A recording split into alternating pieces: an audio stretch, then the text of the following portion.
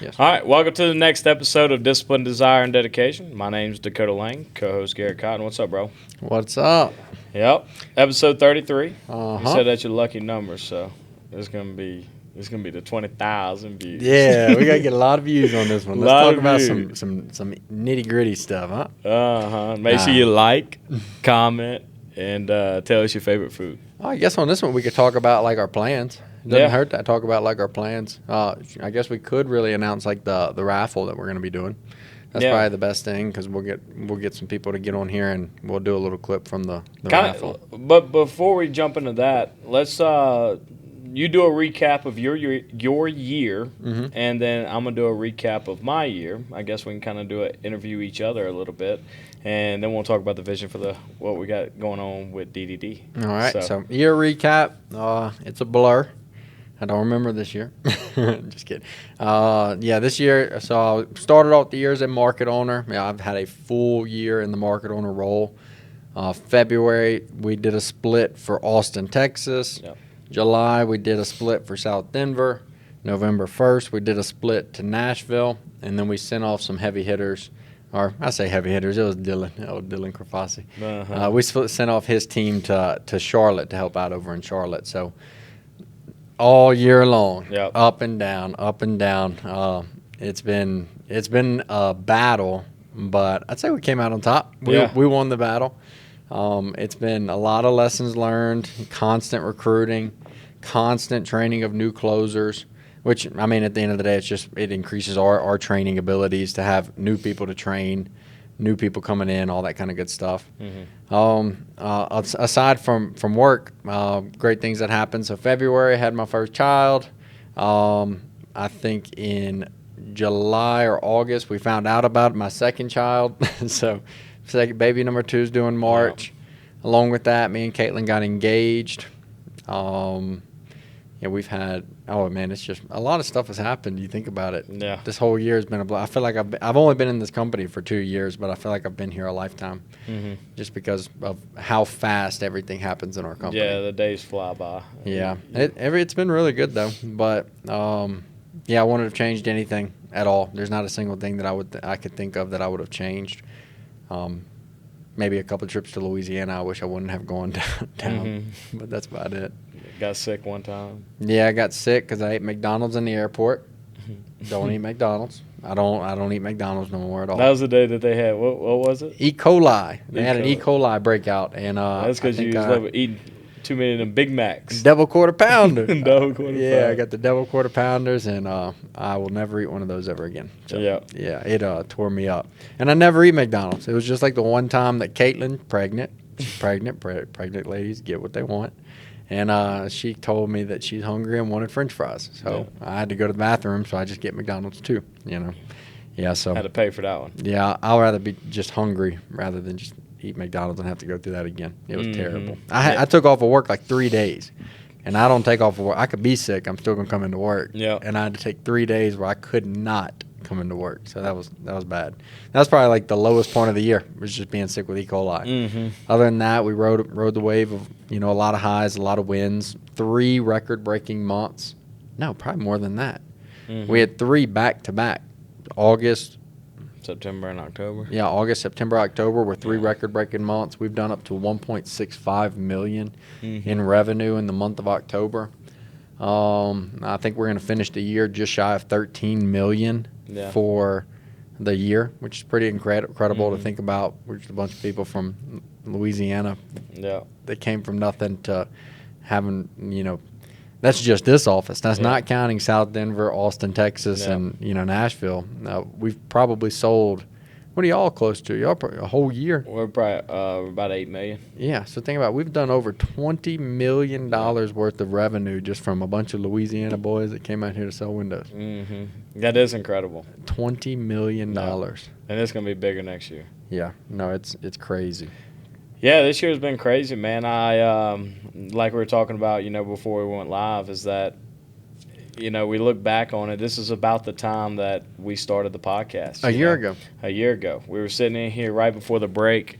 We were working with Jack And, I remember we were talking about, like, just screw it. Let's just get some content out there. We don't know what we're going to do. I wasn't even ready. I'm like, no, we need to, like, plan this. We need to have this ready, this and that. And you're like, no, we just need to go. And I'm like, all right. There's no such thing as bad publicity. Yep. So. And then we did 33, because it's going to be our last episode for the year. So that means 33 episodes we did. Heck yeah. This year. Our original goal, I believe, was 45. So it came up a little bit short, but we just got to get better. That's it. So, what's our goals going to be for next year? How many pods are we going to shoot? When you get to Utah, we're going to be able to shoot them so often. Yeah, I know. But it's also that's still, we got like 10 months. Yeah. 10 months to a year. So that's still of us traveling. Are we going to try and hit our original goal? What did we say, 45? Yeah, I would say 3 a visit as we said 4, but I think 3 a visit. So I would say 3 times 12 be 36 episodes. I think that's a good year. But screw it, let's pump it up, and we'll say 40. Yeah, 40 episodes. Let's break it, push ourselves a little bit. Man, this year has been crazy. This past year with just me and you, we live across the country now. When we started this journey, I know we got a bunch of followers that are a part of this this journey with us, and just looking at how far the Louisiana pipeline has grown and how many lives have been changed, is just incredible. And we're so honored to be a part of it, Yeah, your first full year, well, pretty much basically the full year being market ownership. Tell us some of your highs and lows that you've experienced so far. Yeah. When we got there, obviously we did $400K in a week, and that was awesome. The room, I really learned how to become a better leader. And one of the things, it just teaches you how to just become the best version of yourself. You when you master one job, becoming a closer, right? When you master that's whenever you become a market owner, and you have to relearn that craft, and it's been challenging at times, right? We've hit a million. We actually hit it twice, but then we had to cancel, push us up underneath it. Yeah. But we reached highs, and that was whenever we lost a couple people, and you would think that it would made us do less, but we actually everybody leveled up. And isn't that crazy how getting rid of people will actually boost revenue? And it's sometimes, and that's, market owners in our whole company could probably learn from that too. Is that if somebody you feel like, if you have the feeling that they're prohibiting you from touching that ceiling, or which there is no ceiling in this company, but if you feel like they're just holding you back from being what you could be, you got to think quick and get them out of your office. Trust your gut, trust your instincts, because I've never had a negative result from getting rid of somebody. Never, and that's incredible, right? And I don't really want to talk about me too much, but I want to talk about just like how many lives have changed in our Louisiana pipeline, because our support system is incredible, and we love each and every one of you, and can't thank all of you enough. And this is not about me and Garrett. This is more about just letting the people that want to come on and share how they changed their life from just becoming the best version of themselves and being successful in their own eyes, right? And we've had some amazing people on this podcast this year. Yeah, I cannot get over that kid. Tommy segment, that was a great story. Yeah, I truly think that was probably one of the best podcasts of the year, just because I just loved his story. Yeah, we're gonna, as this podcast grows too, we're gonna get just better stories and more people on here, and we're gonna see all the different aspects of life. And how many people that came from foster care? I can think of one other person in my time of being alive that I've known. But they're out there. But it's, again, to hear a success story about that along with it. Well, we adopted my little sister. My parents did. Yeah. Avery's adopted? Avery's adopted. Yeah. That's why she's so bad, huh? No, I love Avery. But yeah, she is adopted, and she lives an incredible life. Yeah. That's awesome. Yeah, my aunt actually took in a foster kid as well, and I think they're thinking about taking in another one. So they were one of those situations where it actually turned out to be good. And I don't think option of like going back to the original parents, I don't think that's like an option. Like I think they've like adopted like full on. Yeah. Not like fostering, like adopted this daughter. Well, it just shows you that, it comes down to how bad do you really want to change your life. Mm-hmm. You know what I mean? And if you're really committed to, becoming the best version of yourself, then you're eventually going to see the results, right? Mm-hmm. Especially if you just hyper focus and commit. Mm-hmm. As far as the podcast, man, I appreciate everybody coming on this year. I think it was awesome. We've grown. We've grown in a lot of ways.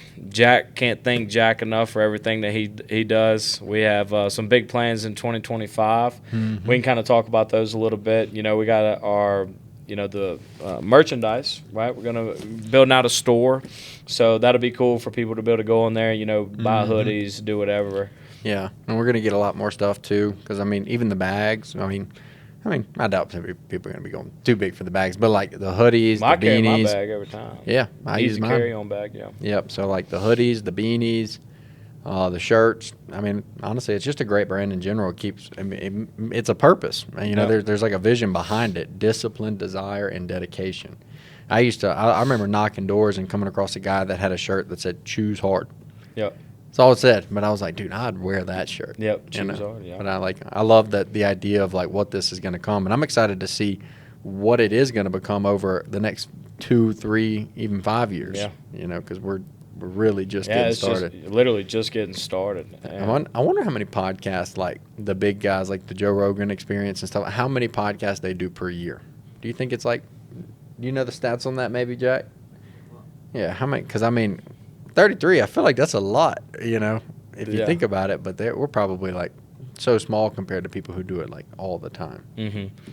But yeah, we're going to get there. Oh, yeah. We just got to stay consistent, which is what we've done. And it hasn't been easy at all times. No. There's some times where, even on this one, I'm like, well, we've done 2 today. Let's get out of here. Exactly. Yeah. But it's just, we just want to keep growing the vision and just helping change lives, man. That's what we did this for, and that's what we do on a daily basis. Kind of, maybe speak to some people that are frequent listeners, our frequent supporters, and kind of tell them what you think. About what? About the podcast? Yeah, just talk about the podcast. I'm just very thankful for people that actually do listen to it. I'm guilty. I could probably listen to it more. It's like, and it's the idea behind it is that I just want to keep on going it without looking behind, because I feel like if I start to watch it myself and like watch the videos, I'm going to change what I've been doing. Yeah. But I don't want to change. And just being natural. That's one thing. Our podcasts are 100% not scripted. We don't talk about what we're going to talk about. We literally just don't cut stuff out. No. Right, Jack? We just just start talking and get to hear, incredible stories. Yeah. I guess that's the biggest thing that we want to get across, is that this is honest. Everybody that we bring on, like, we don't try and finagle a story to make it sound better or what's going to get more views. We just want to give honest testimonials about what people have experienced and how they got to where they're at. So I think if we keep on doing what we're doing, there's power in consistency. So the more we do it, eventually it's going to come up to be something. What would you say is the biggest skill set that you have developed this year?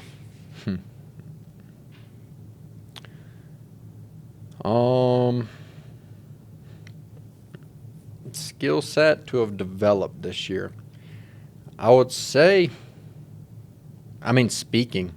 Like even when I first became market owner, I would stutter and I'd have to think things through, and it was always things like that. So I feel like now I think clearly, but it also might be because I'm pulling back on other habits. I'm like the bad habits that aren't making me be the better person. And the discipline, I'd say the skill set of discipline, of re-establishing goals whenever things start to pull away from my original goals or my non-negotiables. Like I have like a epiphany where I'm just like, all right, what am I doing? Get back locked in. Right. Because the podcast is something that holds me accountable. Yep. How can I be on a podcast called Discipline, Desire, and Dedication if I'm not living by those 3? Yep. So I would say just like the aspects of those of, this is just the beginning. Like I look at it as my life started when I turned 25 years old and came out here to Utah and Colorado. That's when life started. So I would say I've never had the discipline to do that stuff. I've never held myself to like a diet. I've never held myself to working out. I've never held consistency. Honestly, consistency is the skill that I've improved the most over this year. Because whatever I've done from day one of January 1st, I've pushed myself to come through and do it. Listening to my book every single morning on the way to work. Eating breakfast or, picking up Ziggy's coffee every single morning on the way to work. The consistency of doing that. Yep. And I truly do believe that there's power in consistency. And even though I don't see results today, I know that I always tell myself my analogy of like, do you go to the gym for a week and see results? No. Nope. Do you go for a month and see results? No. You might think you do, but you really don't. I've been working out for 2 years and I don't see the results. Yep. But I know that if I hold this consistency at like age 30, in the course of 5 years, I'm going to be seeing the results that I want to see. Same thing with this job. So I'd say that skill set of holding myself consistent, because I love the saying of without commitment, you will never get started, and without consistency, you will never finish. Yep. So like how B-Rob was saying earlier of like, don't go do it until you're done. Do it until you're finished. You'll never finish without consistency. So I think I've been working really, really hard of like non-negotiable, get out of bed at the same exact time every day. Non-negotiable to work out every day. Cold showers in the morning. I still do them. The books in the morning. Like all of those consistent aspects, they're habits that lead to great results. And even though I don't see the results right away, I know that they will lead there eventually. Mm-hmm. Yeah. So what about you? What's some of the big skill sets that you've worked on this year? I would say the biggest thing that I've focused on is just becoming the best leader that I could be. Mm-hmm. That would be is what I really focused on. And it started with the transition role to the market owner position. And, whenever I went down there, we had a couple guys, but everybody was fairly new. Mm-hmm. You know what I mean? So I kind of had to teach everybody just from the ground up, And that was learning experiences for you because you didn't have that many recruits. You've never really trained a closer, and the first person you had to train was Clay. Yeah, Golden Door. Yep, Boom. and he's got a Golden Door this year. Yep, Golden Door. And, it was – that was one of the most – and that was a constant process that happened all the way throughout the year and that I'm still working on, right? And I feel like whenever you stop – I was listening to the leadership. I just finished it, The Leadership Secrets of Nick Saban, and he constantly preaches, if you're not getting better, you're only getting worse, right? So, reading my books is something else I implemented too. Not the whole year, but at the end of the year, it was like right after Thanksgiving as I really implemented making sure that, because I used to watch YouTube podcasts on from Matt Moscona, like Morning Scone about like LSU football and stuff like that. Yep. And instead of me letting myself watch that in the morning, nope, book time, right? Because that's entertainment. Exactly. And I told myself the only time that I'm allowed to watch those YouTube videos like that is whenever I'm laying in my bed about to go to sleep. Other than that, whenever I wake up to go to work, I'm turning on my books, which I finished The Leadership Secrets of Nick Saban. And, I just really dialing in on just becoming the best leader, man. Holding myself accountable. It all starts with you. That's something that I've learned. And with your cold plunges and stuff like that, you've held that standard of you're getting in it every single day, and now look at the following that came. Yep. You led the whole office into cold plunges to the point of now everybody in your office is doing it. Yep. Holding themselves accountable. And that I don't even think about that, but the cold plunge. Mm-hmm. You know what I mean? That's something. But if you ain't doing it, how are you going to teach your office to do that? Mm-mm. I always, because I felt bad. I felt like how can I tell these people to take a cold shower in the morning? I'm not doing that. Yep. You can't. Mm-hmm. And even if you do, you could do it, but nobody's going to listen to you because they can see that you're a liar. Yep. But you got to live by the word that you preach. Yep. And that constantly working on that, just holding myself accountable, because it all starts with I love what Tommy said, that a company will never grow past its leadership, right? And that's a lesson that I've learned, earlier in the year that I had to really dial in on, is that because just like in the position we were at, or the position that I was in, is I was a top closer in the company. I knew I could close deals. I knew I could recruit, and I knew I could knock, But at the same time, when you have new people, you can't just expect them to know how to do it. you have to go out there and do it right in front of them and show them that you can do it. You know what I mean? And that was one of the biggest challenges that I was running into as a early market owner, especially because we had an influx of new recruits, you know, Louisiana people, you know, Chance, Reagan, all those boys. Oh, yeah. Well, those guys came into whenever I was a market owner. Okay, they didn't see me out in the field closing deals and knocking doors. They never saw that aspect of Dakota. Yeah. Right. So that was something that I had to learn, that I had to establish that. Oh no, Dakota can do it. I remember you having that conversation with me of like, I got to get out there and show these boys how it's done, because they are going out there and they're saying it's the hood and it's this and that's that. And I had to go out there. First door was a set, right? And it's that kind of stuff. And that's even like for me, it's probably somewhere that I can improve on too, is because I've been out, I've trained a lot of people, you know, and I've had a lot of people come to this office, and I've had a lot of people watch me knock. I've had a lot of people watch me close. But it's gotten to the point, because as our office grew so big to where we've had 4, 5, 6, 7 closers in my office, it's to the point where I've got so many people who have watched me knock that I think about it now, like Christian Damesworth is a newer closer. He's a new closer that really hasn't seen me knock. Yep. And then I think about, Jesse, I've knocked with Jesse. Jesse's seen me knock. But like Eliana, I don't think I've ever knocked with Eliana. Yep. And they trust my coaching because Eliana came to be a part of this coaching and stuff like that.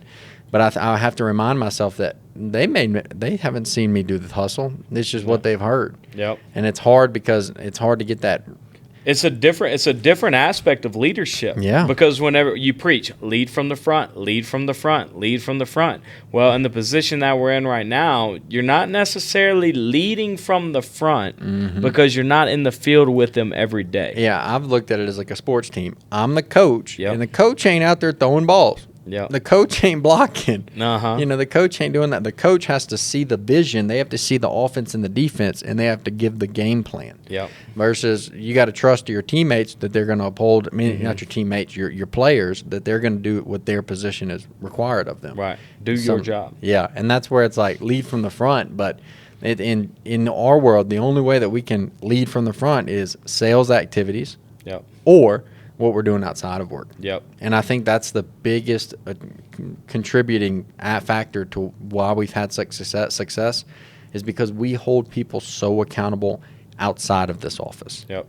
And that's like one of the biggest leadership things is because, I mean, I'm sure Nick Saban does it. He probably would dog you if you're eating dog food, you know, like terrible food, that kind of stuff, or at McDonald's. You'd probably hear it from him because I'm sure he's not eating McDonald's. You know, he's leading by example. You know, he's disciplined.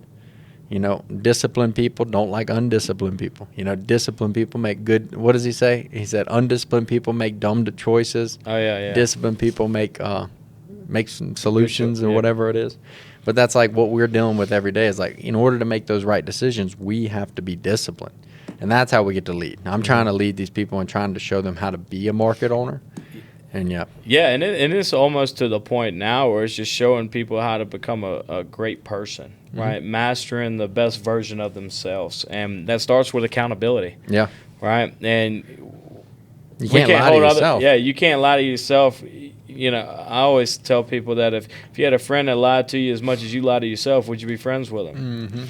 A lot of people would say no, because they lie to themselves a lot. And that's one of the biggest challenges to be successful is to not let that little voice get in the back of your head and let you lie to yourself.